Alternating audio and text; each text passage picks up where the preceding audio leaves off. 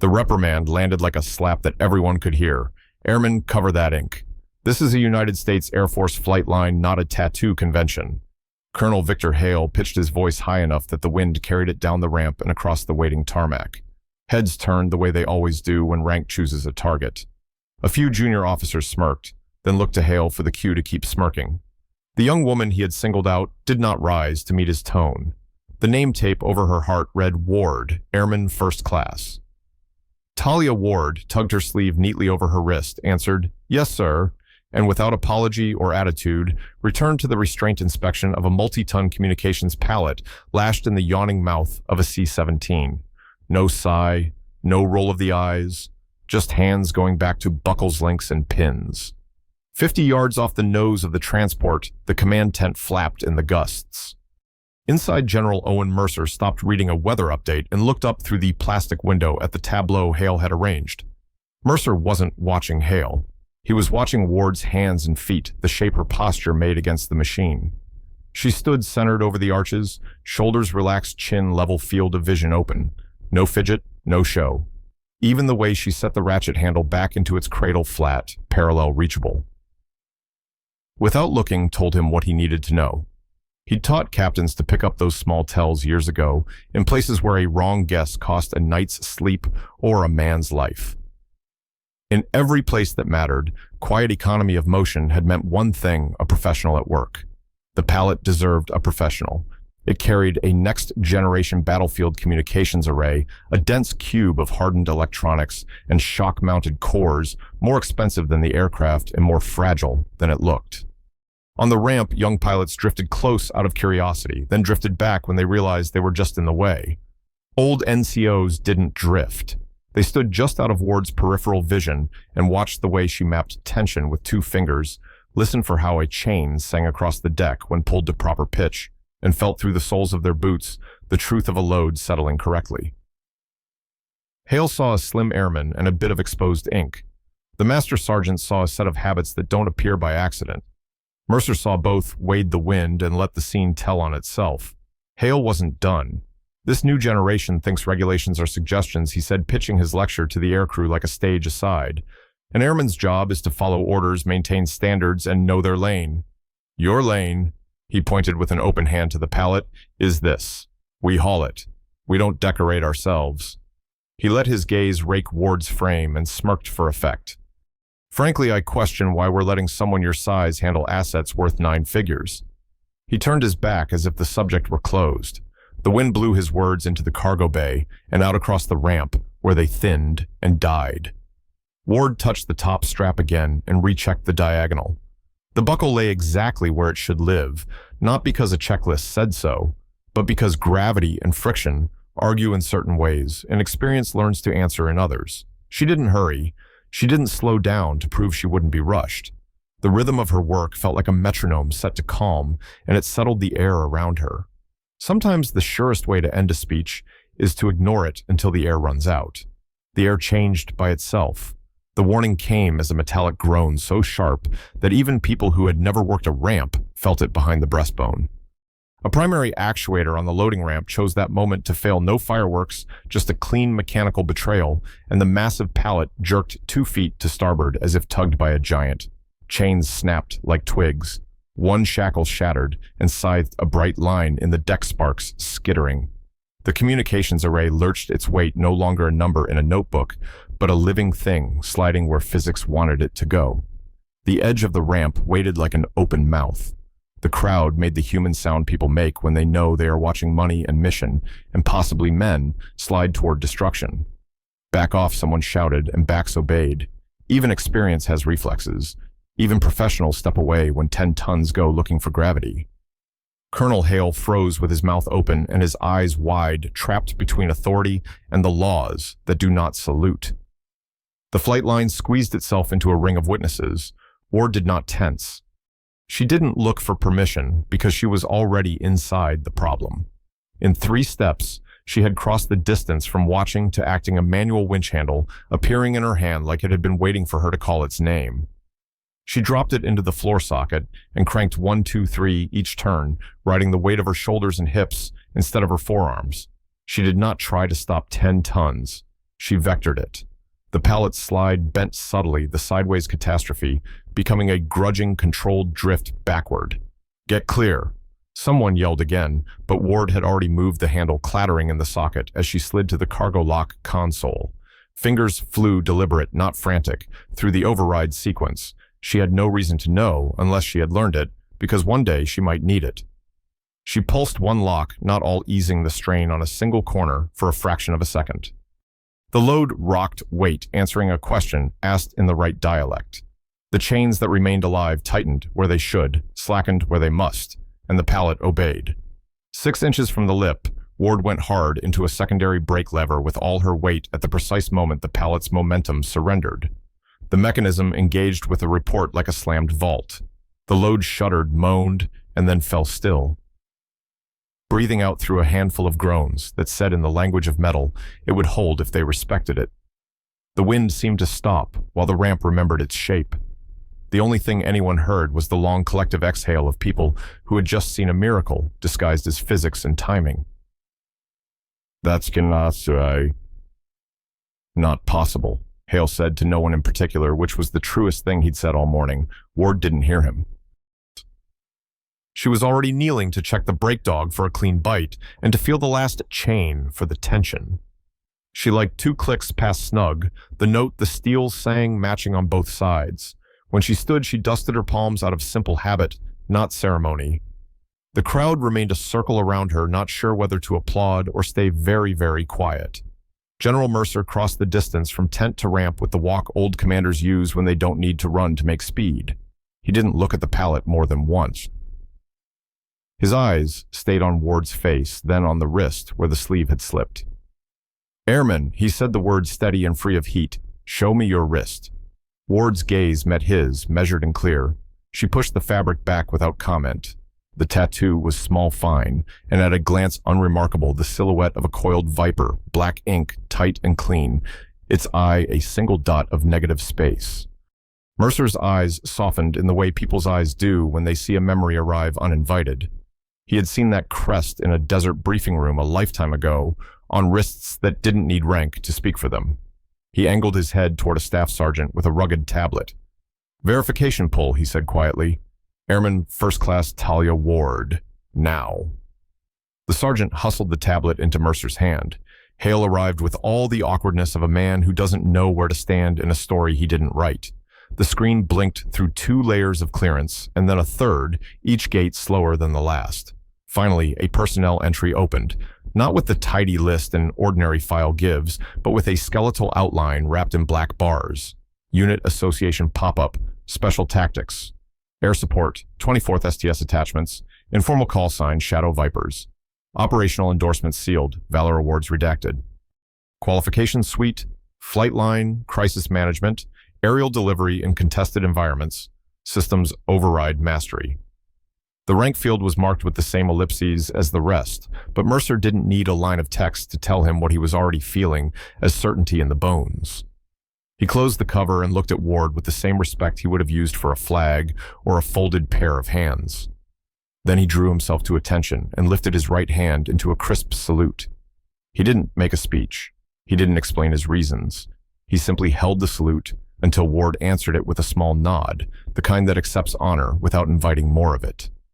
The flight line, a noisy place on any day, learned how to be silent. When Mercer dropped his hand, he faced Hale the way an older brother faces a younger one after the lesson has already been learned. His voice stayed low, which made it travel farther.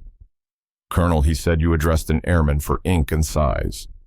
You missed the technician's hands. He didn't list credentials. He didn't need to. Every pair of eyes on that ramp had just watched the only kind of resume that matters in a storm." Hale's posture sank by a half-inch, the way pride sinks when it realizes it has been standing on something that wasn't ground. He tried to speak, found nothing, and kept his mouth shut. Mercer handed the tablet back to the staff sergeant and let the crowd choose who they wanted to listen to from that point forward. They chose quickly. They stepped toward Ward. It wasn't a crowd pressing for autographs. It was pilots and loaders and sergeants with questions they didn't know they had until they stopped pretending they had all the answers. "What did you feel first?" a young lieutenant asked. The change in pitch, Ward said almost absent-mindedly, eyes still taking in the deck. A chain sings true when the load shares weight. You heard it go flat. That told you where to talk to it. She didn't dramatize. She didn't shrink. She spoke like a good teacher in a quiet room. Hale returned an hour later, his cap in his hand, his swagger gone to ground. He found Ward showing a nervous new airman how to set a buckle so that it would still close after the second check. He waited for Ward to finish the sentence before he spoke.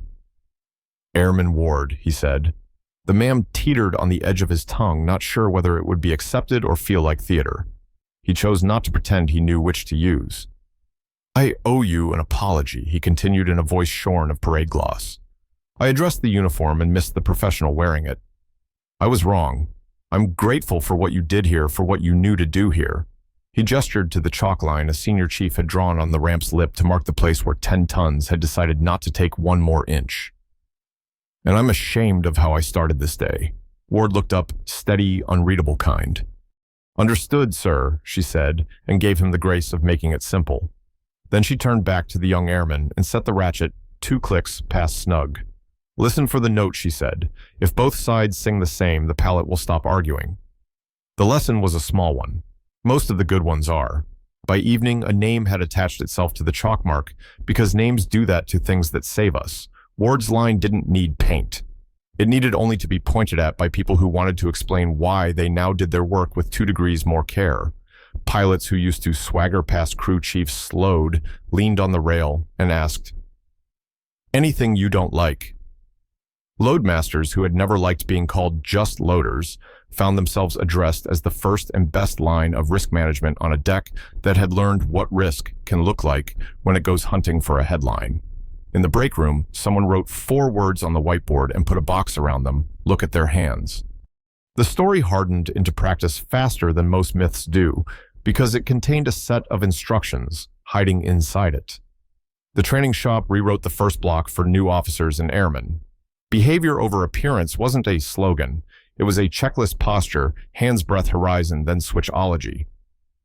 "Horizon?" a captain asked. A master sergeant nodded toward the open ramp where the sky and the concrete met. If they never look up, they'll never see the problem coming in time. Manual override drills moved from last on the agenda to first. They ran the sequence slowly, and then, under stress, rain-hosed from a tower recorded alarm klaxons blaring, until calm was no longer an accident of temperament, but a skill the body could find when it needed it.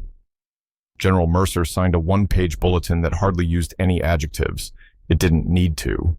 Authority is granted by rank, it read. Trust is earned by results. Read the work.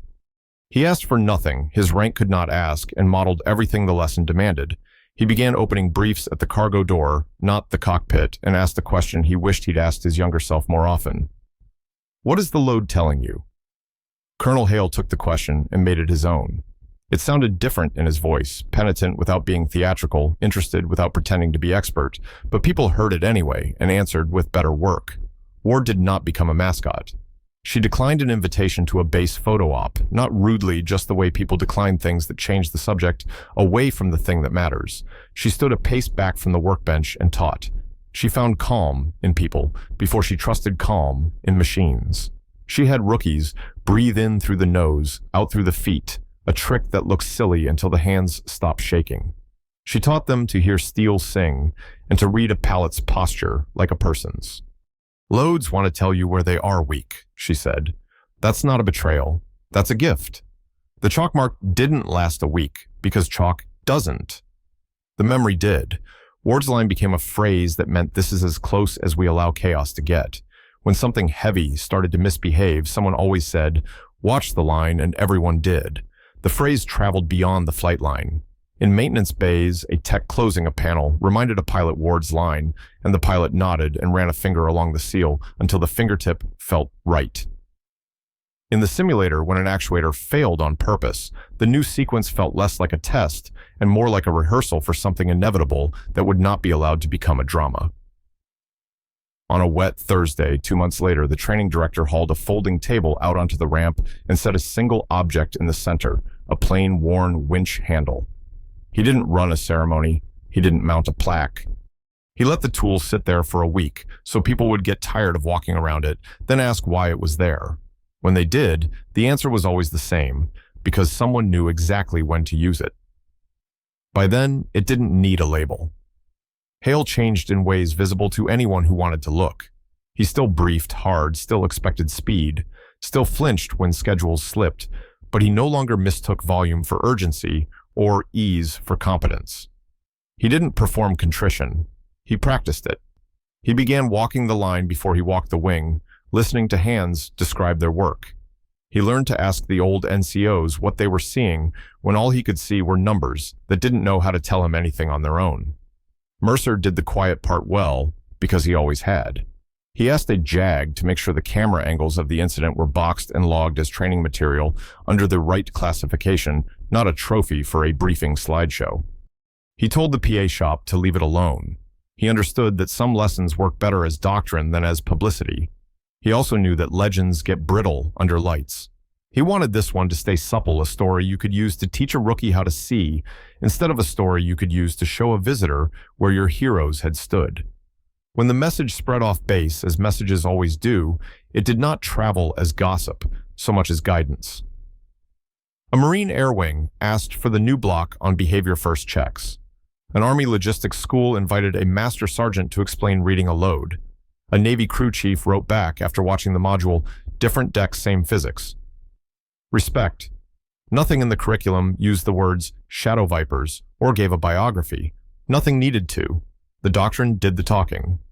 On a cold morning, Mercer stopped on the ramp where the chalk mark had been and found Ward at the edge of the bay showing a young captain how to listen for the matching note on a cross chain.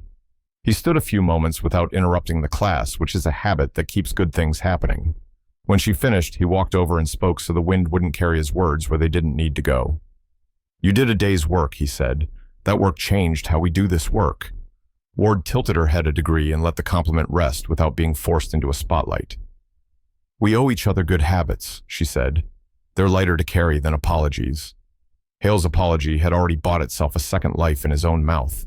He folded it into the way he corrected people, fewer hard edges, more questions that begin with, "Show me." He wasn't soft, he was accurate. There's a difference, and people who work under pressure can feel it in their bones. He quoted Ward without getting her name wrong. 2 clicks past snug, he would say, and a young airman would grin because it meant he was listening to the same song. Look at their hands became more than a whiteboard box. It became a reflex. New lieutenants learned to spot composure under stress the way experienced gunners learned to spot wind. They graded themselves on how quickly they invited subject matter experts into the conversation, not on how long they could talk without them. They learned what Mercer had tried to teach every officer who worked for him: authority makes a meeting go faster. Trust makes a mission land. One evening, with the winter sun going down orange behind the hangars, an old chief wheeled a battered hand truck up to the edge of the ramp. He set a small metal case down and snapped it open. Inside lay a coil of chalk line and a stick of white chalk worn almost to the nub. He put the chalk in Ward's palm. "Renew the mark," he said, as if he were asking her to bless something that needed no priest. Ward laid the line straight and true, snapped it once, and a clean white stripe appeared again where 10 tons had once thought the edge might welcome them. Nothing in the world can make a line permanent, but reminding ourselves where it belongs is part of how we keep our balance. A month after that, a visiting staffer from a Capitol Hill office took a tour of the flight line. He had a staffer's questions and a staffer's schedule and a staffer's appreciation for shiny things. He pointed to the crisp line of white chalk and asked what it meant, expecting a story about safety protocols. The senior master sergeant who walked him around didn't tell him about actuators or winch handles.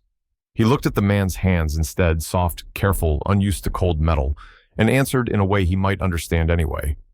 "It's where we learn to look twice before we speak," once he said, and the staffer nodded as if he had thought of it first.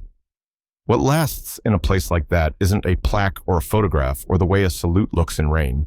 It's the grammar of small movements done right, the music of metal that has learned to sing on pitch, the training blocks that begin with posture and end with switchology instead of the other way around. It's the habit of siding with the person who shows with calm hands and steady breath how a bad minute becomes a survivable one. It's the knowledge that when pressure spikes and borrowed certainty fails, the quiet professional is the person you want in the frame, because that's when the room needs less theater and more proof. If you ask the old hands on that ramp what they remember first, Some will say the sound the chains made breaking others, the way the pallet sighed when it decided to stop, and a few will say.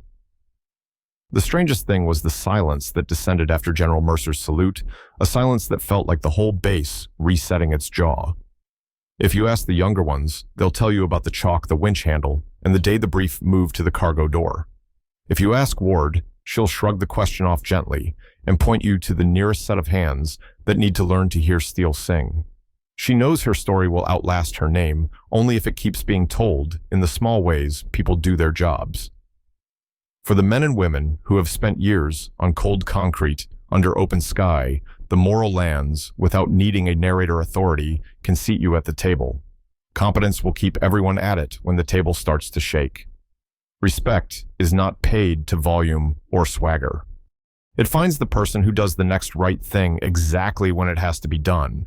On a stormy day when rank mistook a wrist for an insult and size for a qualification, Talia Ward reminded a ramp and then a base and then a slice of a service. What to look at when the wind picks up.